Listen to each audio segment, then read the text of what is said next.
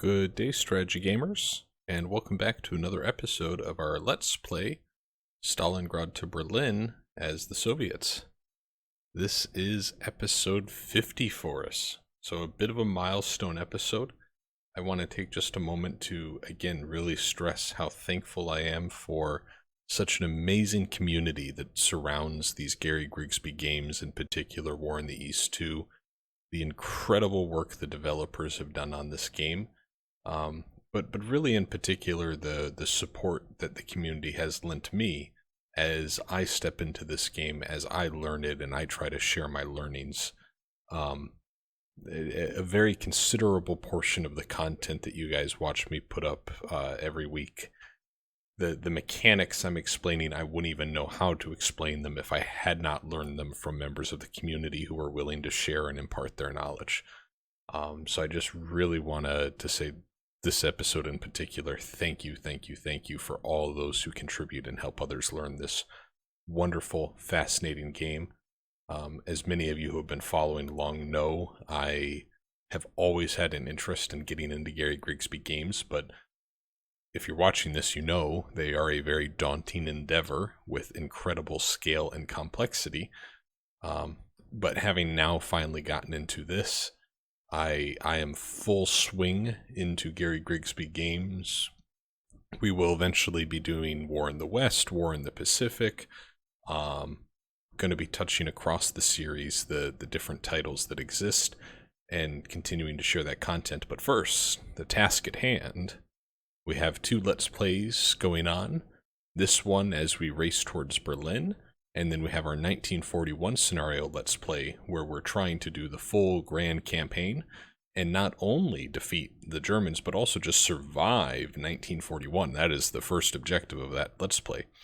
In this one, we are now, right, the tide is with the Soviets, and we are pressing back the invaders as we march towards Germany.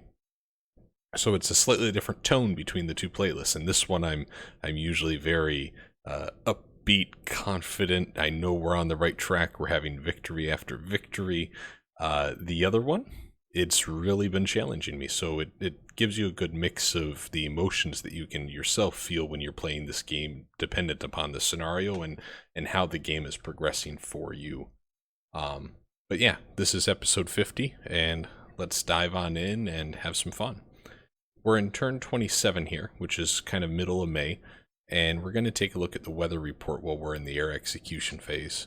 And what we see is that on the ground, we continue to have this light mud condition, right? Which is going to have some impact to the combat value of our units, their combat preparation, and logistical impacts, right? Because trucks do not drive as well when it's muddy. It's very simple.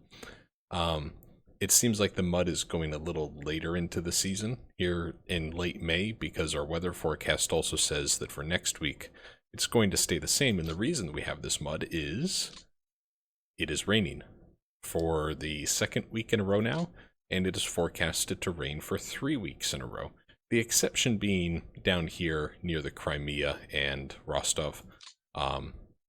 Next turn, those look a little better.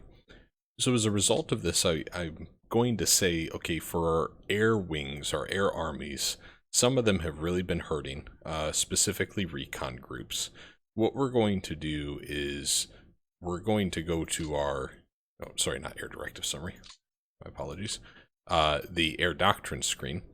And I've already gone through and done this off camera, but for air superiority, ground support, and recon, I've changed the minimum weather conditions to good. Right, which rain is not good conditions for pilots. Now, there may be, for example, in the south, recon and Crimea, maybe it's a little lighter there and they can actually get up. But I'm going to do this to both throttle back how much we're using our air armies, because they've suffered heavy losses over the past month since we've re-engaged with the air campaign, and also to prevent higher operational losses due to the weather conditions. So let's go ahead and end the air execution phase and execute those air doctrines. We'll let this run for a minute. Day 2 would be, if anything, when we see any sorties, depending on weather in the localized area. Nope, doesn't look like we're going to get any. So we're probably going to end the air phase with no sorties flown, which is perfectly fine. right? If you remember where we left off in last episode, things are looking really good. We have had 2 turns now of success after success in creating spearheads and breakout pockets against the Germans, and they have been very much on the back foot. So we are feeling very good with where we are in this episode. We'll close out of the summary of nothing that happened, and right off the bat, I'm actually going to change this up a little from our normal routine. Normally, I would just start in Leningrad, work our way down gradually. Because so much happened in the last episode, I actually just want to start with a bit of a review. Because I don't want to leave you guys hanging and waiting to see what happened for too long. So I'm going to turn on the battle recap summary. Now we see here, and we saw this when we were simulating the turn, they really pushed back against this breakout we had north of Peskov, and they were successful in it too. So the very first battle took place here, where we did end up retreating. We just had the 1 rifle division, whereas they had a motorized division and an infantry division. So we just a little outmatched, didn't have the defensive support that we needed. So we lost there. Then they came here and they attacked with this infantry division and some others that I'm missing there. Anyways, the rifle brigade and rifle division also retreated. This time we lost about 1,400 men, so a little high. They continued pushing us back. Here, the 11th Panzer got involved, which resulted in some heavier losses. I would say the good news, though, is that we did end up taking out 14 of their armor, right? So 15% losses to their total. We're going to take that, especially since we managed to take out a Tiger tank and damage 3 of them. You guys know I obsess over this because I think those are really impactful as the war continues to go on. We don't want them to be in 1944 or 1945 dug in with hundreds of Tiger tanks. And it's unlikely that they would, but that would be one thing that could significantly slow our progress. So we want to try to eliminate the strength of their panzer divisions as much as possible. And the strongest thing that they have going for them right now are these Tiger tanks. Eventually we'll start seeing the Panthers, and here we have Panzer IVs, which are the newer models that were really starting to come into play in 1942 especially. So we had most of our success against the Panzer IIs, Panzer IIIs, their lights, but we did see some success against some of their Tigers with damaging 3 of them and destroying 1 of them. They didn't manage to break through here, so we held, not too much to cover there. And then they also broke through here, and by this point, this was the same rifle division that had back-to-back losses. So again, they suffered very high casualties and routed as a result. And you can't blame them. They were really heavily hit. So now a big topic that we're going to have, especially in this episode, is okay, how do we rebuild this section of the front line? And I'm not too worried about it because we have some very, very strong positions here. And I think that one of the best defenses that we can have here is a bit of an offense to continue pushing towards Peskov. And if you look at it, they have left themselves a little vulnerable here. Defensive value 1, 2, 1, 3. All along that front line, we have the strength to break through right now. So I'm optimistic there about the potential we have to put more pressure on Peskov. And if we can make it to Peskov, oh boy, that puts serious pressure. The only way they get out then from up here in this Leningrad pocket is through this can't think of what the geographical name is for this, but through these Baltic states across the Narva River towards Tallinn, which is just going to really strain their supplies as well, because then they will only have this one single track railroad supplying all of these units.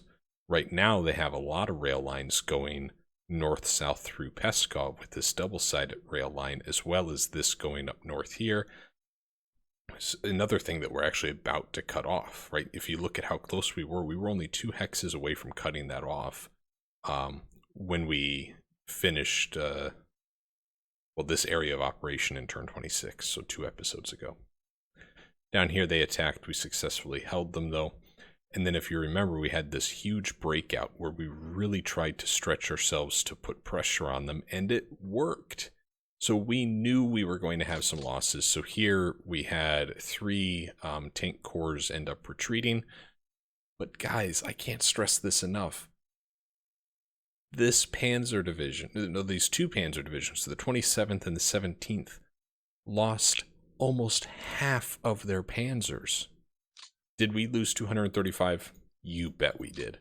But they lost half of theirs. And we have the numbers to throw those away. They do not. And when we look at our losses, it is a little interesting that actually most of them were the self-propelled guns, the Su-76, 122, and 152. And as the numbers increase, the caliber of the gun and the strength of the unit increases too, just as a easy reference for you. And like 70 of the losses were T-70s, light tanks. That's fine. Not worried about that at all. I mean, I'm not trying to make no deal out of losing 235 tanks. That is a big deal, but it's not as big of a deal as the Germans losing half of their armor in two panzer divisions. And it gets better for us. The 4th Panzer also lost half of their armor. So in one turn, 3 panzer divisions were depleted to 50% of their panzers. In one turn. I'll take it. I'll take it. When you look at ratio, we actually had a better ratio in terms of tanks lost, and we lost the battle. Here you see they got absolutely crushed. And our losses, I mean, 9 of them were Matilda Lend-Lease tanks from the British. And then another good portion of them were the self-propelled guns. So I'm just over the moon about how these results happen. I'm also really excited that they were not able to build a defensive line to stop us from reconnecting with our forces. So take a look at this, right? This hex has defensive value 2. This hex has defensive value 3. This hex defensive value of 6. Defensive value of 2. Defensive value of 6. Defensive value of 5. With the exception of these two right here, because we're now isolated and we've gotten a little beat up, every single one of those hexes, without making any moves at all, we have 3-to-1 odds to beat them back. This guy could take out this panzer division. This guy takes out this light division. This guy here. Just without even allocating any of our forces, we are going to be able to sweep through. And you can tell that they know that because look at this defensive perimeter that they've built to try to slow us down from getting to Riga. This is a sign that we are winning here. Another sign that we're winning here, they continue to pull back they continue to pull back further west of Smolensk. We have more ground here that we can continue pushing against, and we're actually probably going to be able to encircle this infantry division this turn. So lots of opportunity here. They were not able to cut us off in our pocket towards Minsk, so we can continue putting pressure on Minsk. Over here, they had one counterattack we held. There was no details really to the battle worth noting. This I'm really confused by, and I'll be curious to see what actually happened here. My best guess is that one of the German units saw that we had this new wider opening here and had enough movement points to push through and decided to just try to cut off our rail lines. Now, if this is like some Netherlands SS infantry regiment or something like that, I could understand going behind the lines, sacrificing yourself to try to slow down our supplies, cut off rail lines, detract units from the front line. I could understand all of that. Given, though, how far it made it, the impression I get is that it has to be some type of motorized unit. And we'll wait and see exactly what it is that happened up here. Maybe there's a whole string of infantry units or something that have created this new wall that we have to break through. It could be. But if this was just a maneuver of one unit to try to disrupt our lines, take Orel for a turn, it might be the first instance. And please, understand that when I say this, I am not by any means saying there is any issue with the AI of this game. My goodness, I've got to be over 200 hours of this game played surely by now. And this is the first instance I can think of where I'm sitting here going, what the AI did really baffles me here. I don't understand it, and I don't know that I ever would have done it. Again, out of 200 hours and for a game this complex, that's an amazing track record. Don't take that as some type of harsh critique from me on the game. But I just think this was probably a mistake by the AI, which happens in war games. And we're just going to address it, finish off whatever they have that took this territory, and then get right back to our normal operations of pushing down towards Kursk, excuse me. Here, they just pushed back a rifle brigade we had. We ended up routing, minimal losses taken on both sides. All the way continuing south down to Stalino, there really wasn't any action. So you see here that south of Stalino, they actually completely pulled back. So we have some free reign, some free country in front of us here. And you see that where we were really pushing towards Kharkov in the previous turn, they didn't really do too much to fortify themselves. There's like a 7 here, a 4 here, 11, 1, 4. There's going to be a lot of opportunity for us to continue pushing and breaking through. I will note, though, that a lot of these units, you're starting to see some slightly lower attacking combat values, probably as a factor of two things. One, how hard we've been pushing our units and their fatigue getting higher, combat prep getting lower. Also coupled with the fact that, as we mentioned, it's been raining now for 2 turns and light mud is starting to set in. And that can really start to impact your troops too, and their morale. So that's probably something there. Stalino, we have a great chance now to start encircling the city to put it under siege and then ultimately taking it. And this is where it's going to get a lot of fun, guys. Crimea. They're actually starting to move in units to try to defend Crimea. So I could not be happier with our decision last turn to bring in our reserve units into the Crimea, because the timing is just perfect for us here. And although they have started to pull units down, and I'm pretty convinced that they are all coming from the Stalino pocket, it doesn't look like they've moved west as quickly. So I am optimistic that maybe we can get to Nikolaev, and then ultimately down to Odessa in the next 2 or 3 turns. And again, I don't need to have some huge bubble of a pocket built out to get to Odessa. I can literally just have a line of infantry units going to the city, because Odessa is such a large import port that we will be able to supply ourselves just from the port there in Odessa.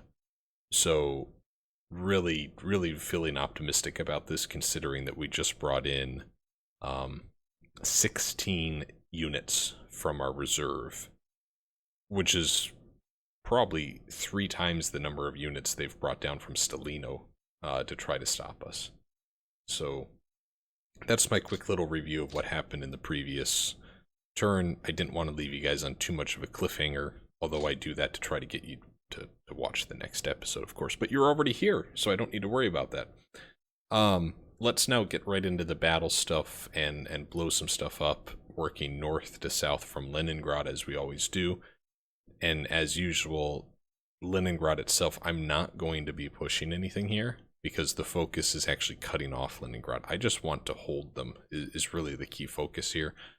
All along this line, I don't see anywhere that I want to attack. At best, we have 1-to-1 odds on a lot of these places, and we're just defensive positions. It's why we have fortification level 3 pretty much all the way along this frontier, because we have moved a lot of units down from the Leningrad front to the Lake Ilmen pocket to try to push through to Peskov. So it's kind of a known quantity that we've got going on right now with that. As I mentioned, what we do need to do is just allocate some units and build up a new defensive front here to make sure we're not overwhelmed and they break through, because it would be problematic if they broke through all the way to Lake Ilmen and again cut off the north and south portions of our front, where we have to go around Lake Ilmen for supplies between the 2 armies. So we really do want to make sure we secure this well enough. Looking here, I think what we might do is, well, let me see this. Where was it they attacked again? So they did attack here and we retreated. And honestly, we probably were a little extended there. I'm trying to think of where they might focus their next attack. And all along here right now, I think we can confidently say we have enough in terms of defensive units to hold. What I think I will do is I'm going to take these units here and I'm going to start bringing them south to reallocate to this defensive line. Bring you down there too. And then I'm going to bring these guys back down. And we're just going to, in a lot of areas here, draw back 1 hex. And it's a pretty conservative move on our part, but I'm really okay with it because the focus is not pushing here. The focus is Peskov.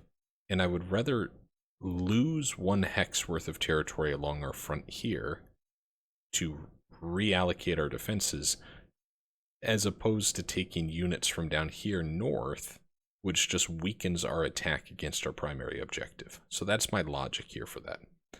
Now here we've got defense value 13, 15. We're all sitting good. What I might do is take this rifle division, and just to stay consistent, I'm going to bring them here to try to plug this hole, just in case they do try to break through. This unit, I think we'll move them here. So now we're at 21 here. And then I want to take, let's see, only at 14 here. So let's take one of these rifle divisions, move them over, right? So now we're at 26, 37, and then we're going to take, I think, the 16th Guards Rifle Division. We're going to move them down here. There we go. So we've put some space in between us. We've got a new defensive line. There's nowhere for them to break through right now. This rifle division, we're actually just going to set to a refit status. And yeah, okay. We did bring in some reinforcements to Rzev as well, so we still have those sitting here. And I think we will probably just allocate them immediately to the push towards Riga, because we're going to need the extra forces to build out our defensive perimeter of this bubble. But let's look first to see, can we go on the offensive along this pocket and put more pressure on Peskov itself. So what we're going to do is take like this 21st Rifle Corps. Actually, we're going to take the entire stack in case they have units in reserve helping defend, and we're going to attack. So they retreat it, which is what we would have expected. And then I think we're also going to get a little aggressive, and we're going to push here against this hex. And they managed to hold. Interesting. Okay. But we'll move these guys forward now. And I'm going to have them attack where this HQ is as well, which means we capture the depot. It's not too impactful considering it's just the Luftwaffe field divisions that are between us and Peskov right now. That one routed. And we don't have enough to move forward there. This rifle brigade, we'll move them up here. Can one of these rifle corps make it down? It doesn't look like it. What about over here? We've got some units. No, we don't have enough here either. Okay, very good. I don't think we're going to push through here. So what I'm going to do is just preemptively move up some rifle divisions to help in rifle brigades. Right? So that way when we do break through fully, we are kind of ready to go, you know?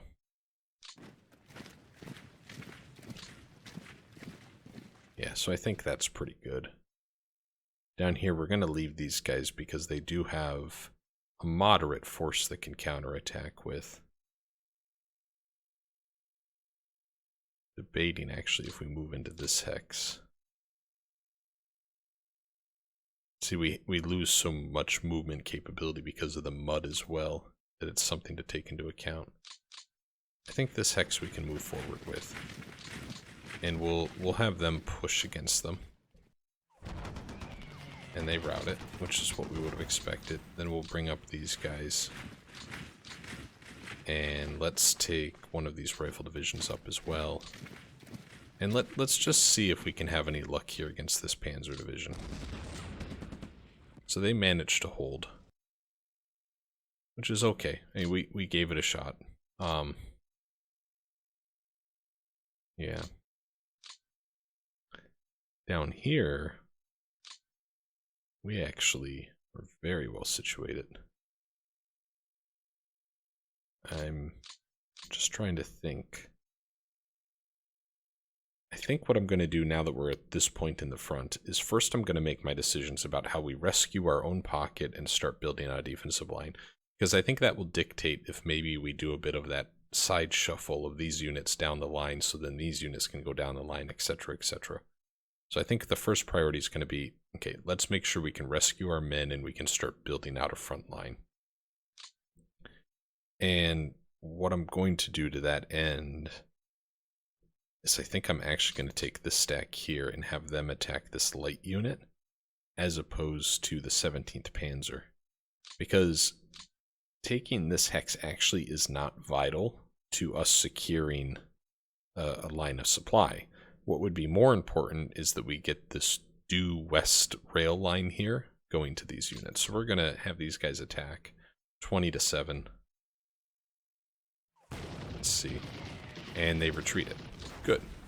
So what that enables us to do now is we can bring up this entire stack of units. And now we can have them attack. And they rout it. See, this is how it's done. These guys can now... Maybe? Mechanized unit can get up there. But the others don't have enough movement points to. Rifle Corps can't either. My goodness. Okay. So we're going to keep attacking then to try to give us some buffer space. So we'll have them attack there. They retreat it. Have these guys attack here. They rout it. Okay. I'm going to move up these rifle divisions. We're going to have them attack the 27th Panzer, which should be pretty weak at this point. They held, though. They lost 8 armor. Okay. So let's see now if we take all of these. No, it's not going to be enough. So let's bring up this rifle division. These tank corps don't quite have enough to get there. These rifle divisions do.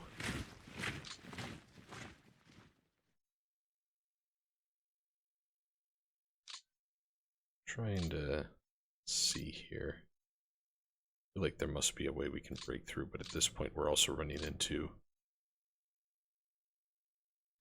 a situation where we're running into stacking limits and such like that. So let's take this 7th Tank Corps down here.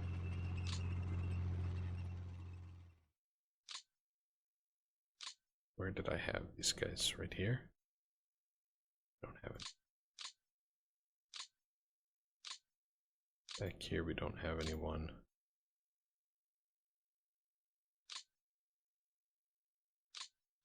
Can the mechanized unit maybe come up?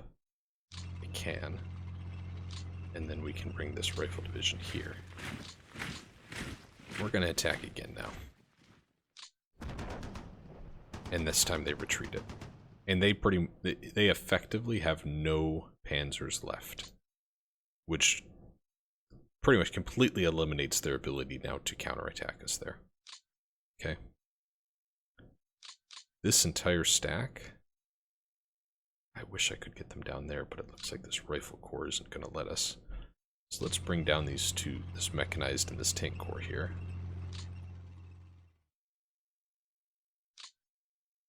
Boy, we really need an infantry unit there. I have to do another mechanized corps. There we go.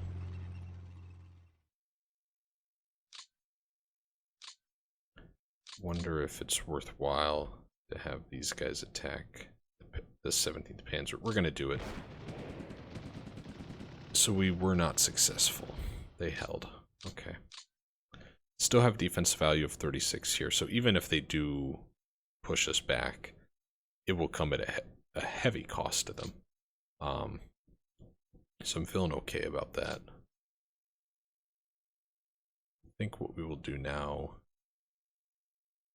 is take some of these rifle divisions.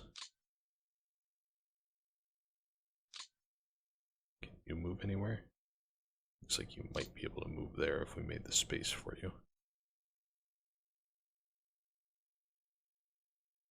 Let's take this mechanized corps up. And we can get a rifle division here. We can also bring them down here. Can that rifle corps make it here? They can. Let's just do the rifle division for now. We're gonna have really high fatigue, right, from pushing them so hard, but we just need to fill in these holes, and through a concentration of numbers, we're going to be able to hold this pocket and continue pushing towards Riga. This is so much fun to be going through this like this.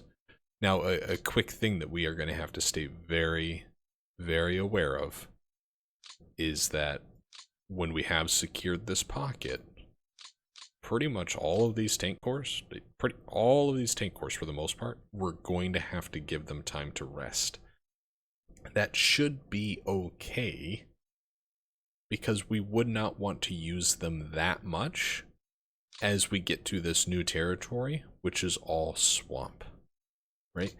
Here they were very effective. This is all clear terrain, right? So they were very effective here. But as they get into the swamp territory, they're going to suffer much higher casualties, and the defenders are going to have a much better advantage against us. So it's going to be best, as much as possible, for us to bring our infantry up here to then push through where they can. And as we break past these hexes and we get into light woods or clear terrain, then bring the armor back into the fold. So, anyways, I don't have. Yeah, I can actually do some stuff here. So, like, let's bring that rifle corps up there. And one of these tank corps would make it, but you're all doing a bit much right now. Let's bring up this mechanized unit, right? Now, just out of curiosity, can this stack attack? Is it the rifle division that's not letting us? Let's try it. Yeah. They held again. Shoot. I really misjudged that then. Okay.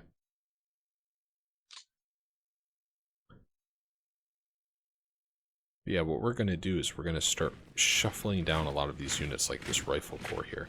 And I'm actually going to have them attack that Jaeger division, and they rout it. It's just one less unit they then have to try to counterattack us with next turn. And then this rifle corps we can bring up here. Right? And we don't have enough to attack this turn, but that's fine. This rifle division we can bring up. So let's get them here, I think. Really, it's kind of the south that I feel we're a little weaker at, but we'll bring them up here. And now we can start shuffling down these units to fill in the holes, right? So we have 22 there against their 32. That's fine.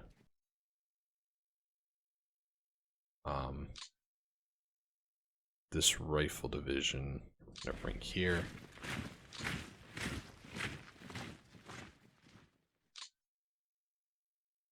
This rifle division can come here. And I really just, I don't have much of an interest in pushing forward here right now.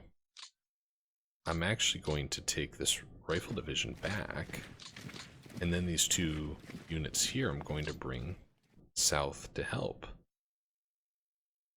Because it just makes more sense. So let's bring the rifle corps Let's bring the rifle corps here. Then the mechanized battalion can come up here. There we go. Yeah, I think that makes a lot of sense.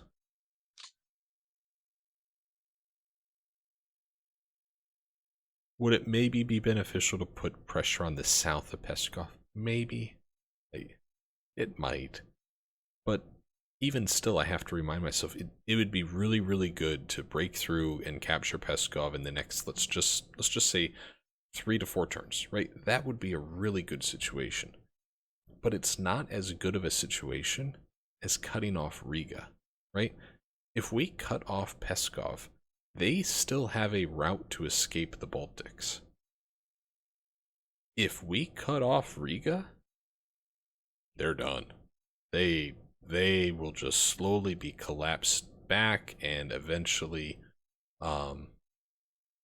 completely eliminated. Right? The entire army group north.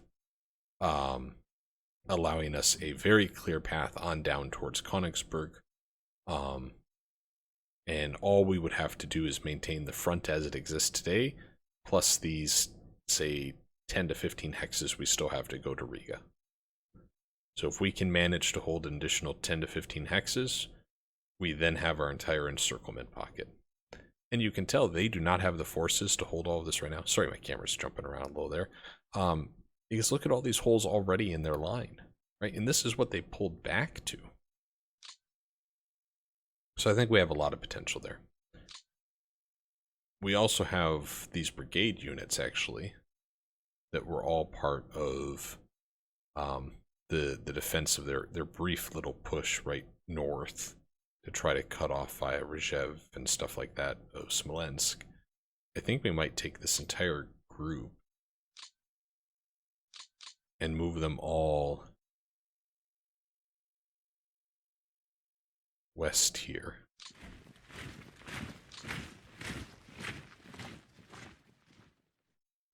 Yes, let's bring them there. The 43rd Army, to be specific, is what I'm kind of referencing.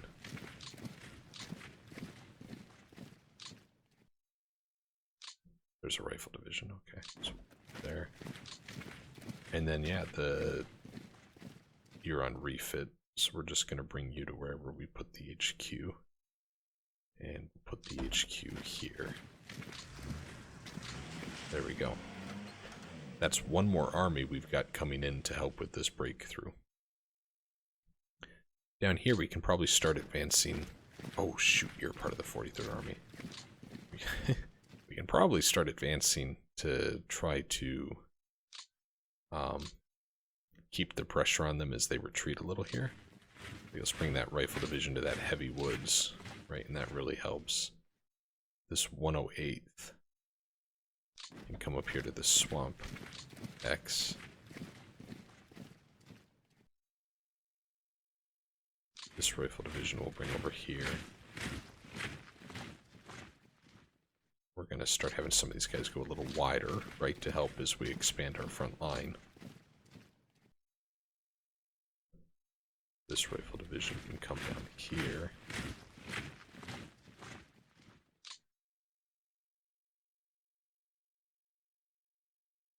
I'd have you come here because your army's actually up here.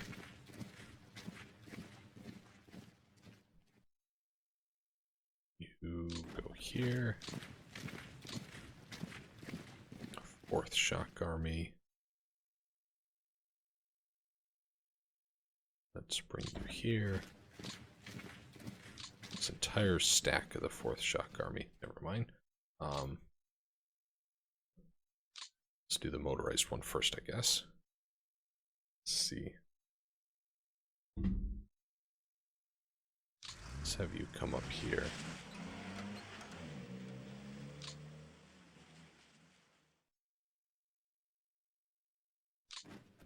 Go there. Go there. Have you stay with your other motorized battalion up there. There we go. Oh, Yeah, well, you belong with the 20th Army down here, so let's move you there. Let's get you up to here. Okay. And then we will have the 2nd Cavalry Corps continue their push forward. I think that worked out well. 20th Army, you are also here. You can probably come here and help with the west flank.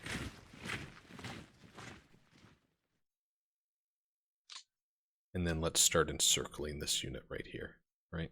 Let's focus on that. So, very first step is we will have this Rifle Brigade go there. Rifle Division can go there.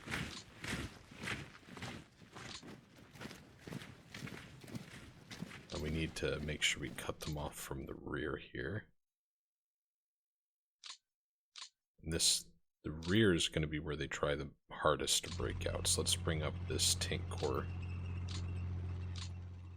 And we're going to need a rifle division there too, I think. You there.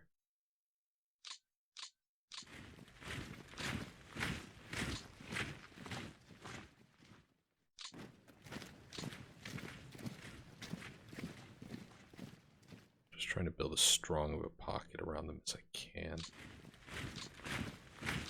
They only have 7 offensive combat value right now, and that will only get worse with time. So I think we're probably okay. This unit actually belongs with this army up here, so let's... Oh, and you're a mechanized course, that's probably how you ended up down there. Let's move you up here, because this is going to be where they would try to break through. This rifle corps comes up here.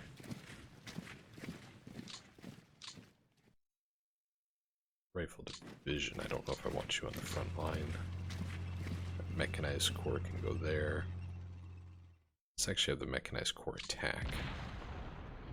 They held. Shoot. Okay, it's still okay though. Down here, they could break through, but we have this tank corps in reserve, so if it can contribute to the defense, that really bolsters its ability. So it's going to take a little bit more to get down towards Minsk, which is fine. It's a big objective.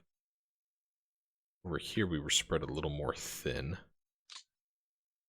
I think we take maybe this entire stack south here.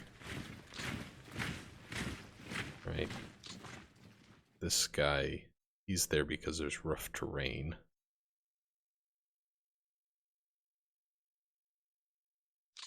I think we'll probably hold him just as he is.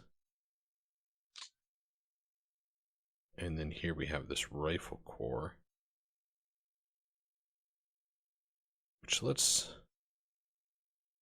move the rifle corps down here, so that way we can start looking at, in the next turn or two, pushing through and actually taking this hex, alleviating some of the pressure off of us.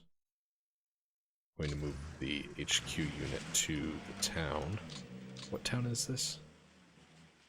There is no town. I thought there was a town there. Is this the town? Yes, this is the town, Orsha. Okay. Now here, we are outnumbered by a bit. So let's do this. Let's move this tank corps back here. And we're going to set them to reserve. Then over here, we will do the same thing. Set them to reserve. So that has kind of a dual effect of being able to build up their combat preparation, lower their fatigue more quickly, and contribute to battles. Dice rolls and such are successful and really provide support to the other units that are being attacked. Here we desperately need to get the 22nd Army properly located. You probably shouldn't be in the 22nd Army if you're all the way over here, which conveniently enough works out because they are completely withdrawing from this front line. So we are going to have you come west. Actually, you know what? You can come down here and help your fellow unit defend that hex. Excellent news. This just seems like too good to be true, so we're going to have you attack this Luftwaffe field division. And we routed them. And we have the ability here to really push south. We're not going to. Feels like a trap. We'll let them pull back even more. It's just, I don't know that we win anything by pushing through. I think we'll take this unit up here. They're in heavy woods. Good. This guy can come down here. Okay, we'll go a little bit up. The rifle corps can come up a little. No, actually, we're not going to. We're going to leave him there. Alright. Let's address this situation now. This first disappointing AI situation that we have run into. I think we'll take elements here from the 50th Army and have them go kind of scout out what's going on. So we'll have you come here. This is just a rifle division. Okay, and you found nothing, so let's advance one more. And we found something, and it is a motorized unit. We don't know what motorized unit, but we know it's a motorized unit. Here we're going to take the 217th Rifle Division. I'm going to move them up here.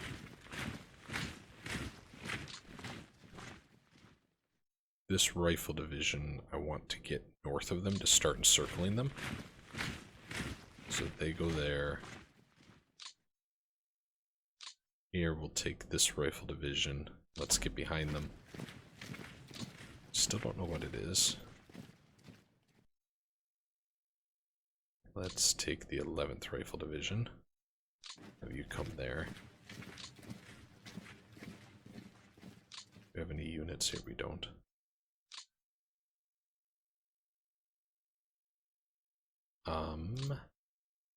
330th can't make it there. We need to start surrounding them. This Rifle Division can go these woods, though.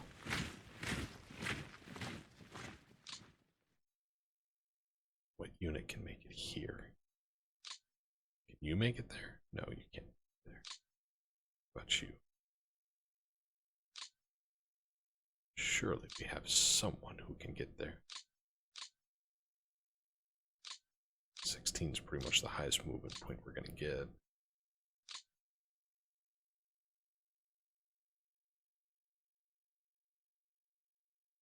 I can go here, I guess. So let's do this. Let's go here.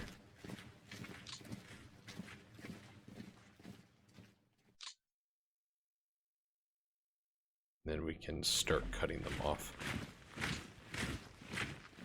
Actually, I should stop. I need to find out what is here too. There might be other things here still. So, like, very first thing, let's just take Ariel back. So, the weaker of the two units that we have here is going to be the 357th. So let's just take Ariel. Good, we got Ariel back. Then let's go here. I don't want to send a rifle corps. This is like first world problems. I have too many rifle corps. Don't have enough to get over there.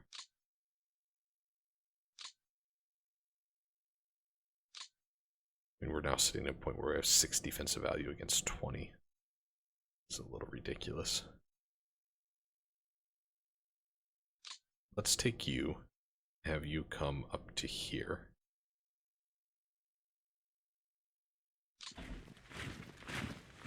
Because we've cut off all those hexes.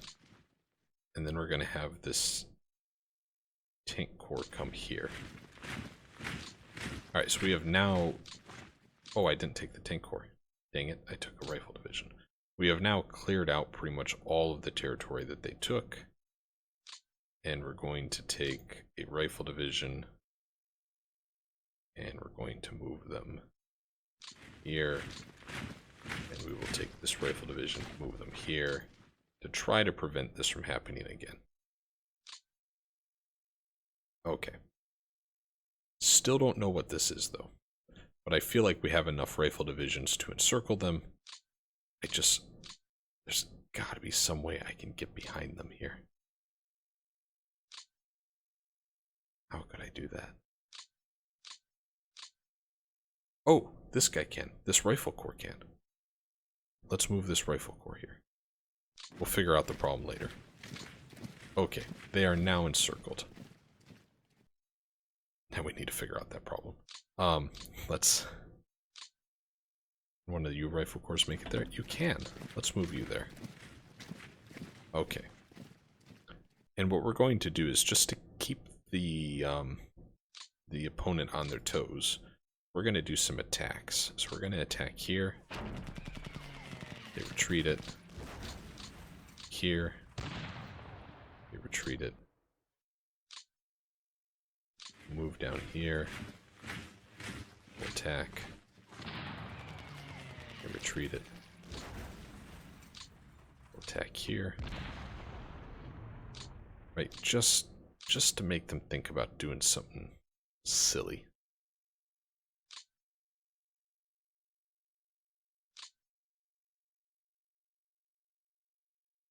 I feel like starting to maybe close in this pocket. At the same time, maybe I just take one of these units. It's like here we have a cavalry unit. I'm wondering if it makes sense to just kind of help reinforce this pocket. I think we're going to do that. Let's have them help reinforce. And we're going to do it with... I'm debating, do I do it maybe with depth? No, because even if they break through here, they have to go through our front line. They're not going to be able to do that. So let's do this. Let's allocate you over here to prevent them from breaking through and saving that unit. Now we have 22, plenty to be able to defend, and we have a cavalry unit that if it comes to it, they can help chase this guy down. I like it. I think that works well. I think we're going to call the episode here. I wish we could have found out what unit this is. Is it just like a small battalion or something? I don't know. Again, a little disappointed it happened, but for the first time in about 200 hours of the AI really kind of disappointing me and going, what the heck are you doing? It's not that bad. It really isn't. Let's maybe move this HQ unit just over a little bit, a little further away, I guess. And, yeah, along the front line here. It's getting a little dicey. I could maybe... Let's do this. Let's put you here. So that gets you a 22.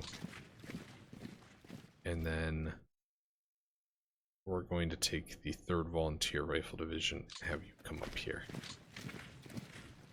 There we go. It's enough to defend this, strengthen the weak point here. We are really weak here. They have 4-1 on both of these hexes. So I think it makes sense to bring up this rifle corps and remind them that we're right next door, right? If they try to attack. I think that's good.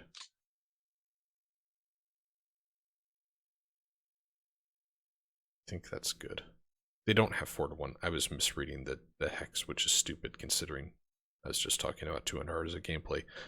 We have 20 and 15 defensive values, so we're fine there.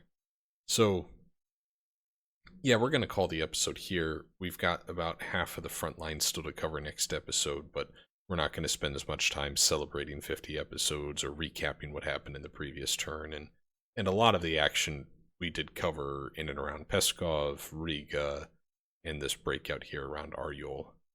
So I think it'll be a little more straightforward in the second half because we're just going to take our entire line from Aryol down to Stalino, and in pretty much all areas of it just push forward one hex and beat them back a little. it'll get a little complex when we get to Crimea because we've got those, what was it, 16 units that were arriving from the reserve box. And then we also have reserve units in Rzhev that we need to go allocate. So that's what will be coming up in episode 51. As always, guys, thank you so much for watching, your continued support. If you got questions, comments, or feedback, please toss them below in the comments section. And as always, strategy gamers, have yourselves an excellent day. Bye now.